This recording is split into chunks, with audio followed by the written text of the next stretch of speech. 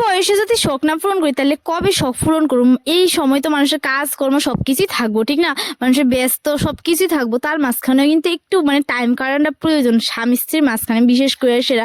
তাহলে আছে না দুজনের মুডও ফ্রেশ থাকে, সবসময় কাজ টাজ ভালো হয়। তো তার লেগে কিন্তু আজকেও সেম আমরা দুজনে একটু গেছিলাম বলতে কি তা মার দর্শন করতাম, অনেক দিন ধরে যাওয়ার ইচ্ছা করতেছিল, কিন্তু যাবার টাইমই অনেক হয় না, মা না ডাকলে কি যাওন যা। তো ওই দিনকে আসলে মা ডাকছিল, তার লেগে কিন্তু আমি যেতাম পারছিলাম। তো গিয়ে সেদিকে কিন্তু মন বইরা পূজা টুজা দিয়ে এসে তারপরে কিন্তু একটু টাইম টুম কাটাই এদিকে বয়সের মনটা এত শান্তি লাগতেছিল কি তা কইতাম।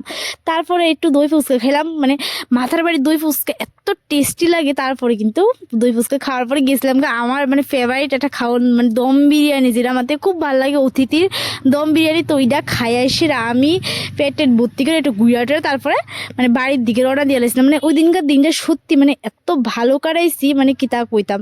আর তোমরা যারা যারা এই বিরিয়ানিটা খাইতেছো অতিথির যাওগা, তাহলে কিন্তু পাওয়া যাবে গা।